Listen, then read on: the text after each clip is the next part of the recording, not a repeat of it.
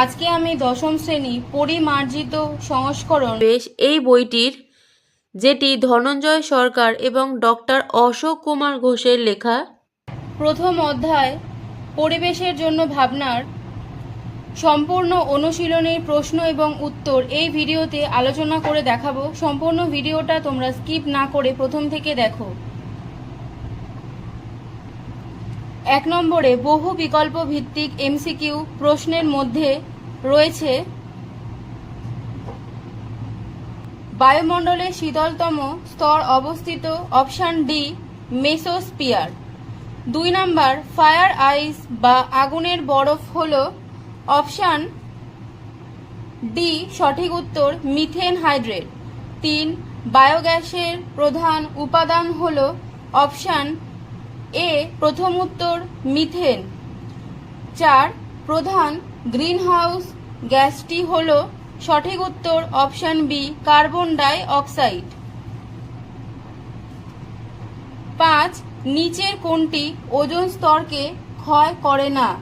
উত্তর option C CO2 বা carbon die oxide. 6 বেতার তরঙ্গ প্রতিফলিত করে, অপশান সি থার্মোস্ফিয়ার। 7 কোনটি জীবাশ্ম জ্বালানি নয়? উত্তর হবে অপশান সি সৌরশক্তি। আর একটি অপ্রচলিত শক্তির উৎস হল, অপশান বি বায়োগ্যাস। 9 ওজোন স্তর বায়ুমণ্ডলের কোন স্তরে অবস্থান করে? সঠিক উত্তর হবে অপশান বি স্ট্র্যাটোস্ফিয়ার। 10 মিথেন হাইড্রেটের সংকেত হল, অপশান বি সঠিক উত্তর 4 CH4 23 H2O। 11 বায়োডিজেল তৈরিতে ব্যবহৃত উদ্ভিদ হল, অপশান এ সঠিক উত্তর জ্যাট্রোফা। 12 নিচের কোন গ্যাসটি ওজোন স্তরে ওজোন ক্ষয়ে সহায়তা করে? উত্তর হবে CO2। 2 নম্বরে অতি সংক্ষিপ্ত উত্তরভিত্তিক প্রশ্ন 1 রয়েছে একটি জৈব গ্রিনহাউস গ্যাসের নাম কি? উত্তর লিখবে। আমি উত্তরটা নিচে লিখে দিচ্ছি। উত্তর হবে মিথেন। এর সংকেতটা হবে CH4।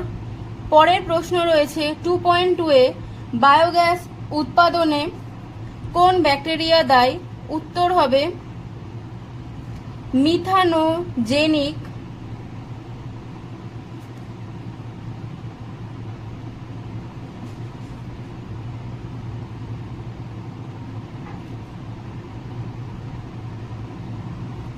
ব্যাকটেরিয়া।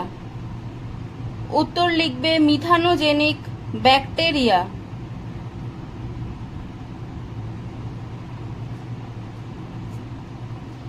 3 নম্বরে একটি পুনর্নবীকরণ যোগ্য শক্তির উৎস লেখো। উত্তর হবে সৌরশক্তি।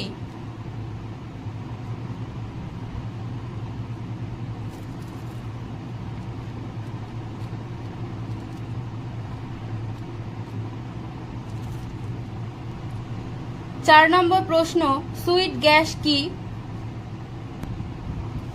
উত্তর হবে কয়লা খনির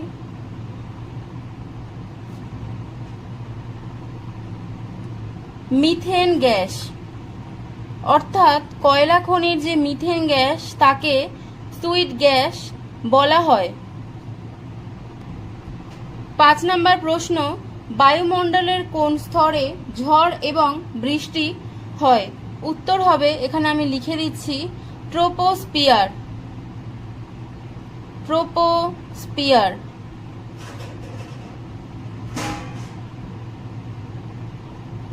6 নম্বরের প্রশ্ন বায়ুমণ্ডলের কোন স্তরকে শান্ত মণ্ডল বলা হয়? উত্তর হবে 2.6 স্ট্র্যাটোস্ফিয়ার।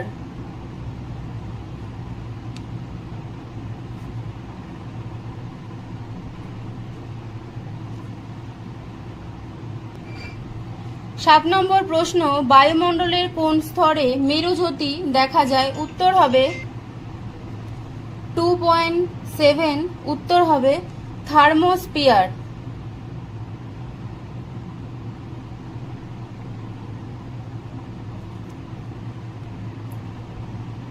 2.8, বায়ুমণ্ডলের কোনটি শীতলতম স্তর? উত্তর মেসোস্ফিয়ার।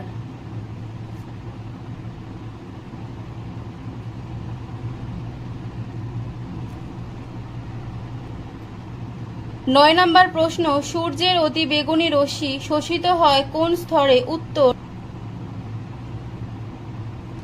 থার্মোস্ফিয়ার।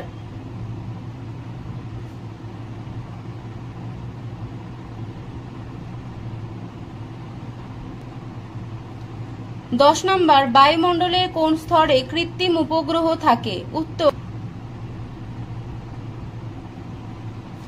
এক্সোস্ফিয়ার।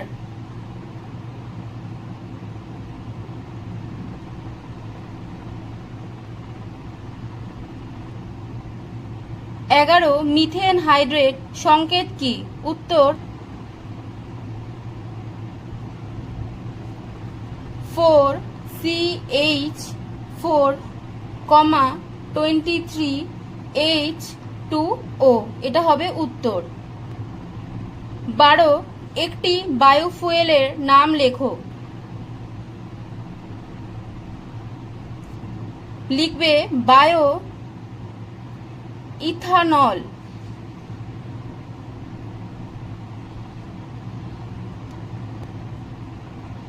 13, স্থিতিশীল উন্নয়নের ধারণাটি কি?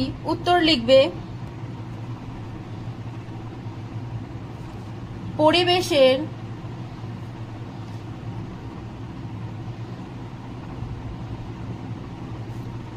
ভারসাম্য নষ্ট না করে প্রাকৃতিক সম্পদের ক্ষতিপূরণ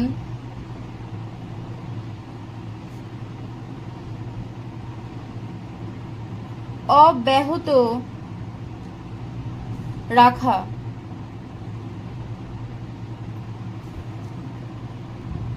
2 নম্বরের প্রশ্নগুলো আমি আরও একবার আলোচনা করে দিচ্ছি। প্রথম উত্তর, একটি জৈব গ্রিনহাউস গ্যাসের নাম হবে মিথেন CH4। 2 নম্বর, বায়োগ্যাস উৎপাদনে কোন ব্যাকটেরিয়া দায়ী? উত্তর লিখবে মিথানোজেনিক ব্যাকটেরিয়া। 3 নম্বর, একটি পুনর্নবীকরণযোগ্য শক্তির নাম লেখো। উত্তর হবে সৌরশক্তি। 4 নম্বর, সুইট গ্যাস কি? উত্তর হবে কয়লা খনির মিথেন গ্যাস। 5, বায়ুমণ্ডলের কোন স্তরে ঝড় ও বৃষ্টি হয়? উত্তর লিখবে ট্রোপোস্ফিয়ার। 6, বায়ুমণ্ডলের কোন স্তরকে শান্তমণ্ডল বলে? উত্তর হবে স্ট্র্যাটোস্ফিয়ার। 7, বায়ুমণ্ডলের কোন স্তরে মেরুজ্যোতি দেখা যায়? উত্তর হবে 7 থার্মোস্ফিয়ার। 8, বায়ুমণ্ডলের কোনটি শীতলতম স্তর? উত্তর লিখবে মেসোস্ফিয়ার। 9, সূর্যের অতি বেগুনি রশ্মি শোষিত হয় কোন স্তরে? উত্তর হবে থার্মোস্ফিয়ার। 10, বায়ুমণ্ডলের কোন স্তরে কৃত্রিম উপগ্রহ দেখা যায়? উত্তর হবে এক্সোস্ফিয়ার। 11, মিথেন হাইড্রেটের সংকেত কি? উত্তর হবে 4CH4, 23H2O। 12, একটি বায়োফুয়েলের নাম লেখো। উত্তর বায়ো ইথানল। 13, স্থিতিশীল উন্নয়নের ধারণাটি কি? উত্তর লিখবে পরিবেশের ভারসাম্য নষ্ট না করে প্রাকৃতিক সম্পদের ক্ষতিপূরণ অব্যাহত রাখা। শূন্যস্থান পূরণ করো, আলোচনা করছি। 2.13 দেখো, বায়ুমণ্ডলের ড্যাশ স্তরে মেঘ, ঝড়, বৃষ্টি ইত্যাদি দেখা যায়? উত্তর হবে ট্রপোস্ফিয়ার।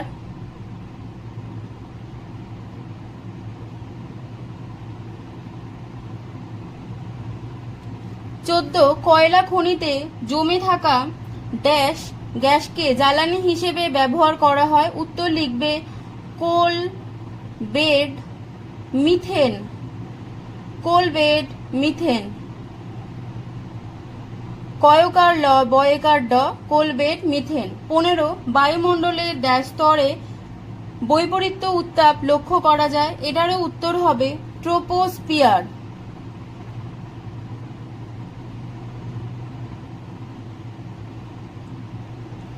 16 বায়ুমণ্ডলের ড্যাশ স্তরকে ক্রমহ্রাসমান উষ্ণতা স্তর বলা হয়, এর উত্তরও হবে ট্রোপোস্ফিয়ার। আমি এখানে অ্যারো দিয়ে দিলাম, এর উত্তরও ট্রোপোস্ফিয়ার লিখবে। 17 মিথেন হাইড্রেটের সংকেত লেখো, উত্তর হবে 4 CH4, 23 H2O। প্রত্যেকটা প্রশ্ন কিন্তু খুবই ইম্পর্টেন্ট, তোমরা খুব ভালো করে এখন থেকে প্র্যাকটিস করো এবং এর সঙ্গে সঙ্গে সম্পূর্ণ অনুশীলনীর প্রশ্ন উত্তরও সমাধান করা হবে অন্যান্য অধ্যায়ের। তোমরা আমাদের চ্যানেলটাকে সাবস্ক্রাইব করে দিও এবং ভিডিও যদি ভালো লাগে তাহলে অবশ্যই একটা লাইক করো। এরপর আমরা আলোচনা করছি বাম স্তম্ভের সঙ্গে ডান স্তম্ভের সামঞ্জস্য বিধান করো। প্রথম প্রশ্ন আছে নাইট্রোজেন। নাইট্রোজেনের সঙ্গে হবে গ্রিন হাউস গ্যাস নয়, নাইট্রোজেন কিন্তু গ্রিন হাউস গ্যাস নয়, তাহলে এর সঙ্গে হবে 1।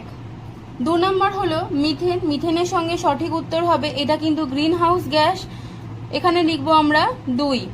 3 নম্বর আছে green house gas. Green house gas কোনটা হবে দেখো, তোমরা লিখবে কার্বন ডাই অক্সাইড, এটা কিন্তু লিখবে, তাহলে এখানে লিখবো 3। আর 4 জীবাশ্ম জ্বালানি, তাহলে এটা কি হবে অনবীকরণযোগ্য সম্পদ, তাহলে এখানে আমরা লিখে দেবো 4। এরপরে আমরা আলোচনা করব সংক্ষিপ্ত উত্তরভিত্তিক প্রশ্ন 3.1-এ বায়োফুয়েল কি এবং এর ব্যবহার উল্লেখ করো। উত্তর পেজ নম্বর 7-এর মধ্যে রয়েছে উত্তর, দেখে নাও। এখানে লিখবে জৈব জ্বালানি। জৈব জ্বালানি কাকে বলে, অর্থাৎ জৈব জ্বালানিকে বায়োফুয়েল বলা হয়। এখান থেকে এইটুখানি হবে উত্তরটা। এরপর ব্যবহার, ওই পেজেরই নিচের দিকে দেখবে তোমরা ব্যবহার লেখা আছে, এইগুলো কিন্তু ব্যবহার। এখানে 2টো পয়েন্ট দেওয়া আছে, তোমরা এই 2টো পয়েন্ট লিখবে। 3.2-তে আছে ওজোন স্তর ধ্বংসে CFC এর ভূমিকা উল্লেখ করো। উত্তর পেজ নম্বর 3-এ রয়েছে এর উত্তর। এই যে ওজোন স্তর ধ্বংসে CFC এর ভূমিকা, এখান থেকে তোমরা লিখবে ঠিক এতটুকু। 3 নম্বরের প্রশ্ন ওজোন স্তর কিভাবে ওজোন অণু উৎপন্ন হয় বা উৎপন্ন করে, প্রশ্নের উত্তরটা হলো পেজ নম্বর 2-এর মধ্যে আছে উত্তরটা দেখো। তোমরা এখান থেকে এই যে স্ট্র্যাটোস্ফিয়ারে উপস্থিত অক্সিজেন অণু, এখান থেকে ঠিক এতটুকু লিখবে উত্তরটা।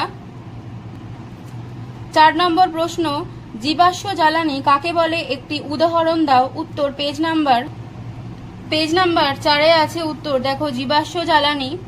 তোমরা এইখান থেকে এই অবধি লিখবে এবং এর যে উদাহরণ চেয়েছে সেটা কিন্তু দেওয়া নেই, তোমরা লিখবে প্রাকৃতিক গ্যাস এর উদাহরণ। আমি এখানে লিখে দিলাম প্রাকৃতিক গ্যাস, ব্র্যাকেটে লিখবে CNG, এটা হলো উদাহরণ। আমি দেখিয়ে দিচ্ছি CNGটা কি। পৃষ্ঠা নাম্বার 5-এর মধ্যে রয়েছে দেখো প্রাকৃতিক গ্যাস, এটাকে ন্যাচারাল গ্যাস বলা হয়, যেটির প্রধান উপাদান মিথেন এবং ইথেন, এই দুটোর সমন্বয় এই গ্যাসটি তৈরি হয়েছে। CNG এর কথার অর্থ হলো কম্প্রেস ন্যাচারাল গ্যাস। 5 নম্বরের প্রশ্ন ওজোন স্তর ধ্বংসে NO এবং N2 এর ভূমিকা উল্লেখ করো। উত্তর পেজ নাম্বার 3-এ রয়েছে উত্তর। তোমরা প্রথমে এখান থেকে এইটুকু লিখবে, তার মধ্যে ক্লোরোফ্লোরো কার্বনটা বাদ দিয়ে দেবে, কারণ এখানে জানতে চেয়েছে NO এবং N2, তাই এটা বাদ দিয়ে তোমরা এতদূর লিখবে। নেক্সট তোমরা লিখবে, এটা লেখার দরকার নেই, এটা CFC। নেক্সট তোমরা এইটা লিখবে ওজোন স্তরে ধ্বংসে NO এবং N2 এর ভূমিকা, এই যে স্ট্র্যাটোস্ফিয়ার এখান থেকে ঠিক এত দূর। 6 নম্বর প্রশ্ন জীবাশ্ম জ্বালানি সংরক্ষণে দুটি প্রয়োজনীয়তা উল্লেখ করো। পেজ নাম্বার 5 নম্বর পেজে রয়েছে উত্তর, দেখো জীবাশ্ম জ্বালানি সংরক্ষণে প্রয়োজনীয়তা, তোমরা এখান থেকে এত দূর লিখবে। 3.7 জ্বালানির তাপন মূল্য কাকে বলে এবং এর ব্যবহারিক একক কি। উত্তর পেজ নাম্বার 4-এ রয়েছে উত্তর। জ্বালানির তাপন মূল্য, এখান থেকে তোমরা এত দূর লিখবে এবং তাপন মূল্যের যে একক এসআইতে দেখো জুল পার কেজি এবং সিজিএসে ক্যালোরি পার গ্রাম। এটা হলো উত্তর। 8 নম্বর প্রশ্ন, মেথানোজেনোসিস কি? বায়োগ্যাসের প্রধান উপাদান কি? উত্তর 3.8। মিথানোজেনেসিসের উত্তর তোমরা লিখবে বায়োগ্যাস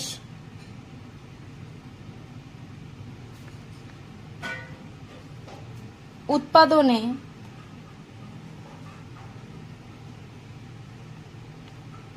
দায়ী ব্যাকটেরিয়া।